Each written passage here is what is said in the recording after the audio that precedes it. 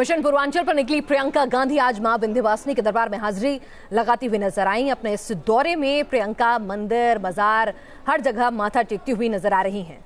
विधि विधान से शक्ति पूजा के जरिए प्रियंका ने जीत का आशीर्वाद मांगा। साथ ही प्रियंका गांधी ने भदोही में सीता समाहित स्थल पर जाकर भी पूजा अर्चना की। इसके बाद उन्होंने मौलाना इस्माइल चिश्ती की दरगाह पर भी चादर चढ़ाई है। तो प्रियंका अगर सॉफ्ट हिंदुत्व की राह अपना रही हैं तो साथ ही साथ मजार के दर्शन करना भी नहीं भूल रही हैं, क्योंकि वो जानती हैं कि अपने कोर वोट बैंक को नाराज नहीं कर सकती हैं। और कांग्रेस की जो सेकुलर छवि है और जो बीजेपी का वो वोट बैंक है जो उसकी कट्टर हिंदुत्ववादी छवि से जो है नाराज रहता है, उसको साधने की कोशिश है। तो ऐसे में प्रियंका सॉफ्ट हिंदुत्व के साथ साथ मजार पर भी चादर चढ़ाना नहीं भूली। प्रियंका ने क्या लिखा है जरा आपको दिखाते हैं। प्रियंका ने लिखा है कि यहाँ पर आकर मुझे पूर्वजों के पन्ने से मिलकर बहुत खुशी हुई है।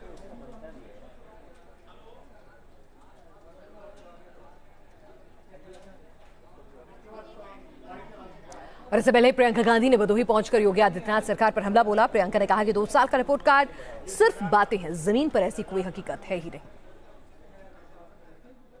रिपोर्ट कार्ड जो है जमीन पे आकर जरा देखें कि क्या स्थिति है।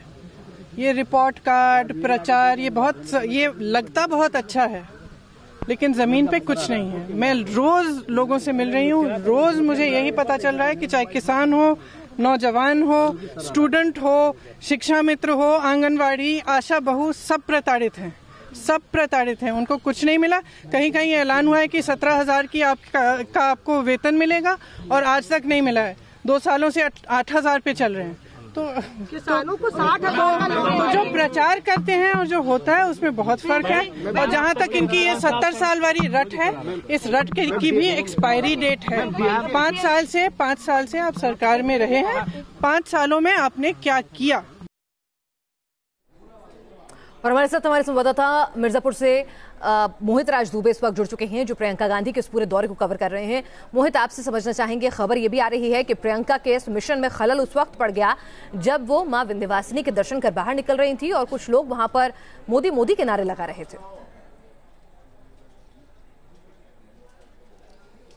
बिल्कुल, विंध्यवासिनी मंदिर में जब वो पहुंची तो दर्शन कर रही थी और दर्शन के दौरान ही आपको बता दें कि कुछ कार्यकर्ता यहाँ पर मौजूद थे भारतीय जनता पार्टी के। वो नारे लगातार लगा रहे थे, मोदी जिंदाबाद, प्रधानमंत्री नरेंद्र मोदी जिंदाबाद। लेकिन प्रियंका गांधी ने इस पर कोई प्रतिक्रिया नहीं दी। वो लगातार पूजा करती रही, आरती करती रही और आरती करके वो उसी दरवाजे से निकली जिस दरवाजे से वो गई थी। वहाँ पर कोई कार्यकर्ता मौजूद नहीं था। लेकिन जिस तरीके से उन्होंने पूजा अर्चना की और जिस तरीके से विजिटर बुक में उन्होंने हस्ताक्षर किया और लिखा कि मुझे खुशी हो रही है कि मैं अपने पुराने परिवार के पंडों से मुलाकात कर रही हूं और जय माता जी करके उन्होंने बाकायदा लिखा प्रियंका गांधी वाटा। तो कुल मिलाकर एक उस पीढ़ी में भी वो आ गई जहां पर मोतीलाल नेहरू आया करते थे, पंडित जवाहरलाल नेहरू, इंदिरा गांधी, सोनिया गांधी, राहुल गांधी। और आपको एक बड़ी खबर दे दूं कि राहुल गांधी के लिए विशेष पूजा विंध्यवासिनी मंदिर में की जा रही है। एक पंडित जी हैं जो विशेष पूजा इसलिए कर रहे हैं कि प्रधानमंत्री नरेंद्र मोदी को राहुल गांधी हरा पाए और राहुल गांधी देश के प्रधानमंत्री बन जाए।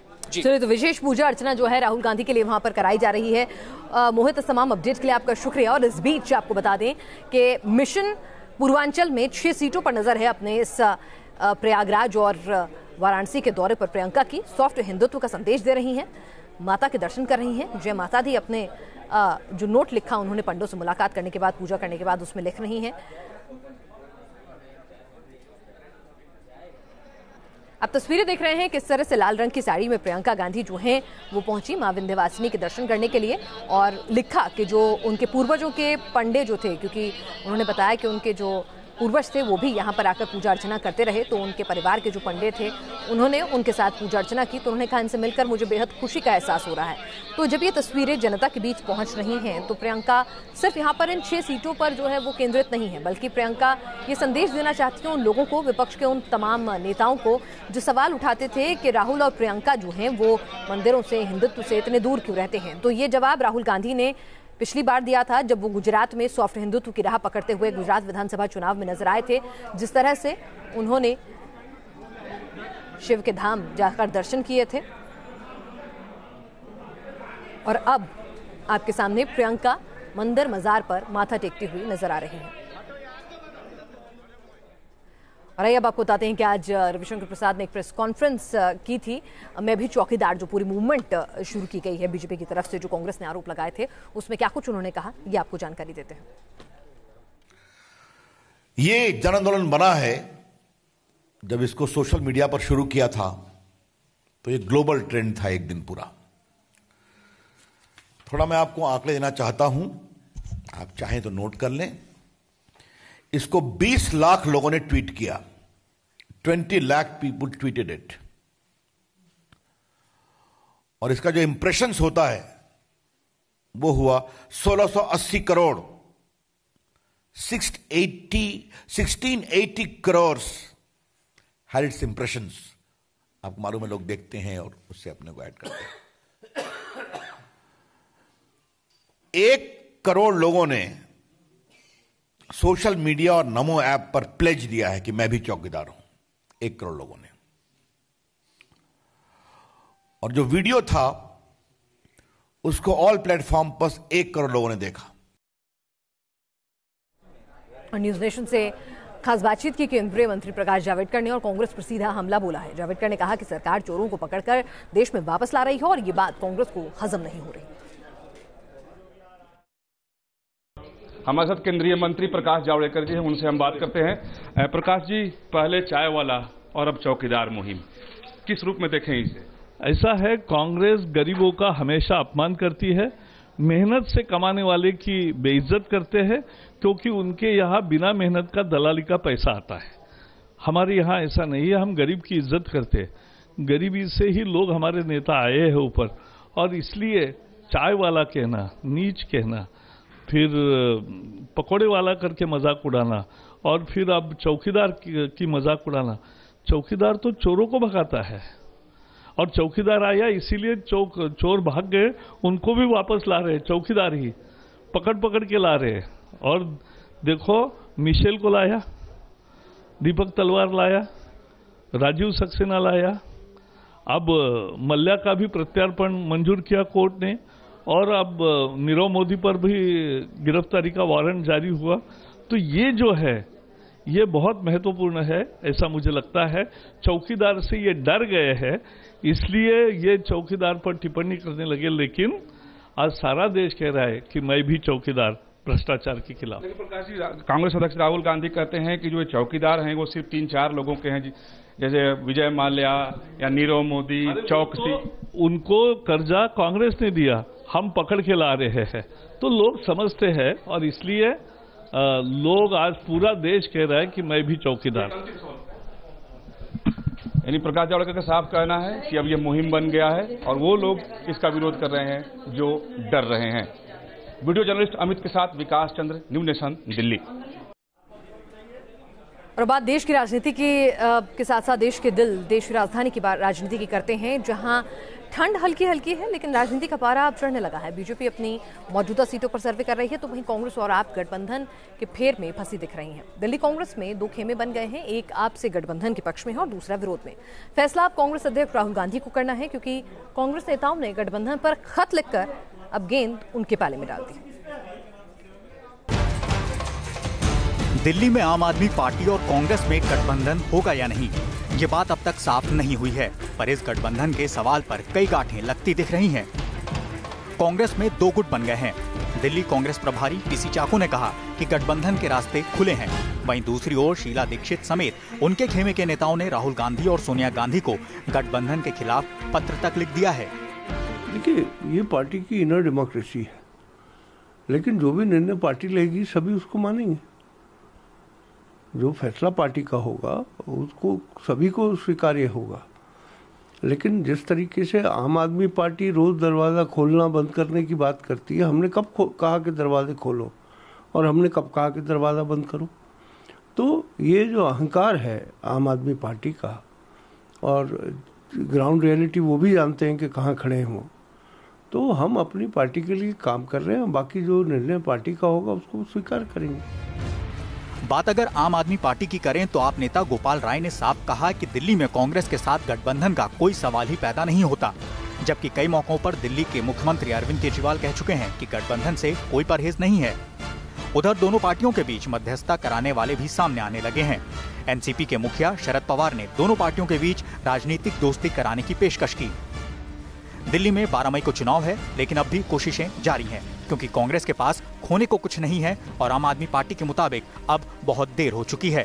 गठबंधन को लेकर कांग्रेस उलझी सी नजर आ रही है, अपने बीच में ही राह बटी हुई नजर आ रही है। यानी 2019 के लोकसभा चुनाव से पहले कांग्रेस को जरूरत अपने घर को सुधारने की है।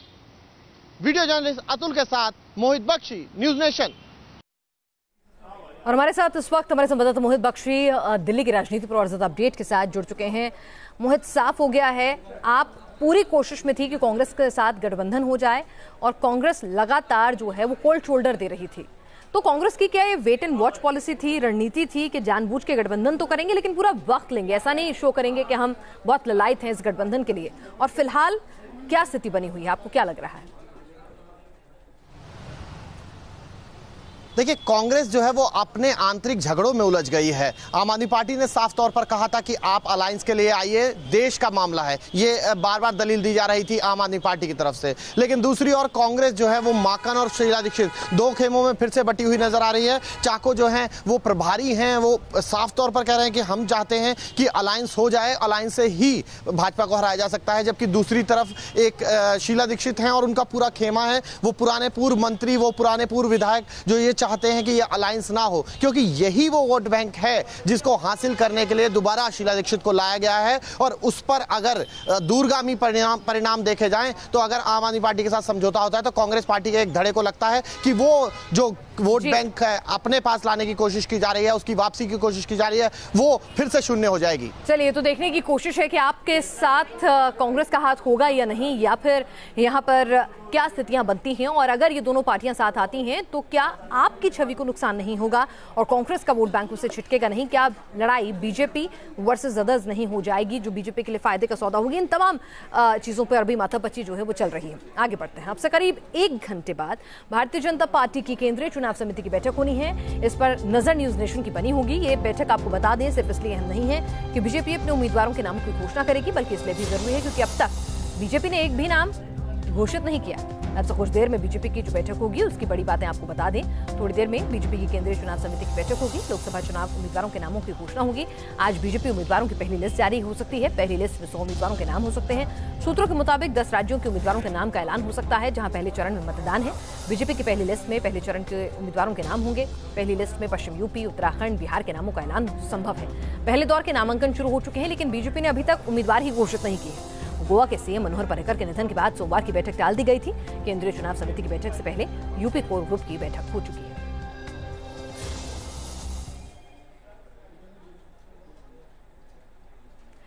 आप तस्वीरें देख सकते हैं कि यहां पर बीजेपी की तो पहली लिस्ट का इंतजार है, तो वहीं कांग्रेस की लिस्ट जो है वो निकल चुकी है। 5 लिस्ट आ चुकी हैं, लेकिन रिवाइज भी हो रही है कांग्रेस की लिस्ट जो है। बार बार नए नाम जुड़ते हैं, घटते हैं। हमारे साथ इस वक्त हमारे सहयोगी विकास चंद्रा जो हैं वो जुड़ गए हैं। विकास, सत्तारूढ़ पार्टी को आखिर इतना वक्त क्यों लग रहा है? अपने सांसदों के किए गए कामों पर भरोसा नहीं है कि जो है पहली लिस्ट जारी करने में भी इतनी देरी कर रही है पार्टी?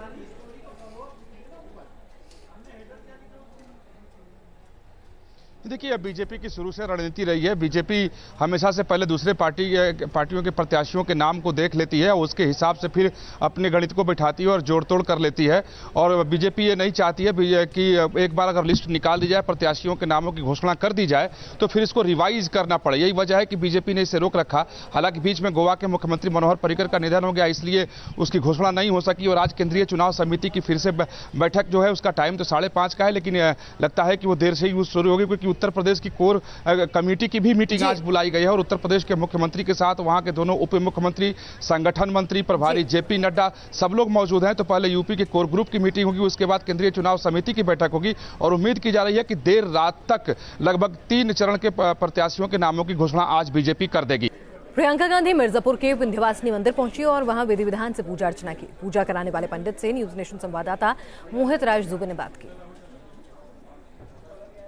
कांग्रेस महासचिव प्रियंका गांधी सियासी दौरे पे हैं। इसी दौरान उन्होंने विंध्याचल देवी पहुंचकर दर्शन किया। मेरे साथ उनके कुल पुरोहित खुद मौजूद हैं, सुमित पांडे जी। प्रियंका गांधी जी की पूजा आपने कैसे की? वो आई, पहले तो मंत्रों द्वारा शुद्धि कराया गया उनका, उसके बाद संकल्प करा के, क्योंकि पूजन के पहले संकल्प का विधान है। उसके बाद माँ विंध्यवासिनी के मंदिर में ले गए, उनको दर्शन कराया, षोडशोपचार पूजन से विधिवत पूजन कराया गया, आरती कराया गया। उसके बाद माँ का आशीर्वाद दिलवाया गया उनको। एक सुहागन औरत को चुंदरी उड़ाई जाती है हमारे यहाँ, क्योंकि वो वैवाहिक जीवन व्यतीत कर रही हैं इस समय, तो इसलिए उनको हमने चुंदरी उड़ा के माँ का आशीर्वाद दिलवाया। उसके बाद वो आई यहाँ मंदिर में बैठी हमारे, और क्योंकि उनके पूरे वंशज के जो भी आते हैं वो सब यहाँ बैठते हैं आके और इस पे लिखते हैं, तो उन्होंने ऐसा किया आके और उनको आशीर्वाद दिलाया गया। कुछ पूजन राहुल जी आए थे तो संकल्प कराया गया था उनका, तो उसके विषय में जब हमने कहा कि राहुल जी का तंत्रोक्त पूजन यहाँ चल रहा है, तो उन्होंने कहा कि पंडित जी उसको करते रहिए, जब मैं फिर आऊँगी तो उसकी पूर्णाहुति करूँगी। प्रियंका जी ने और कुछ कहा आपसे? कहा कि पंडित जी और कोई ज़रूरत होगी तो आप कभी भी हमसे आके मिल सकते हैं। और जो देखिए रजिस्टर बुक की हम बात करें तो उन्होंने प्रियंका गांधी ने देखी, जो आपको न्यूज़ नेशन खासतौर पे दिखा रहा है कि आज की डेट है, और नीचे उन्होंने लिखा है कि आज यहाँ आकर अपने पूर्वजों के पंडा से मिलकर और सबकी श्रद्धा का एहसास होते हुए मुझे बहुत खुशी हुई। जय माता जी, प्रियंका गांधी वाड्रा। तो यही वो विजिटर बुक है जिसमें प्रियंका गांधी ने अपना संदेश दिया है। तो कुल मिलाकर ये कहा जा सकता है पंडित जी की प्रियंका गांधी की आपने पूजा करा दी, तो क्या माना जाए कि ईश्वर की भक्ति से सियासी शक्ति उनको मिल जाएगी? हम हिंदू धर्म इसी पे टिके ही हैं कि भगवान की श्रद्धा और विश्वास मानने वाला आगे बढ़ा है। आज तक का इतिहास है, जो भी गद्दी पे बैठा है वो बगैर ईश्वर के आराधन का आगे नहीं बढ़ा है। वो या तो पापी बढ़ा है या तो श्रद्धावान बढ़ा है, दो ही बड़े हैं। तो बहुत शुक्रिया हमसे बात करने के लिए। तो हम आपको खास तौर पे दिखा रहे थे कि प्रियंका गांधी का जब यहाँ पे दौरा हुआ तो उन्होंने किस तरीके से पूजा अर्चना की और किस तरीके से विजिटर बुक को उन्होंने नाम लिखा। इस बुलेटिन में फिलहाल के लिए इतना ही। देश और दुनिया की तमाम अहम खबरों के लिए आप बने रहिएगा न्यूज़ नेशन के साथ।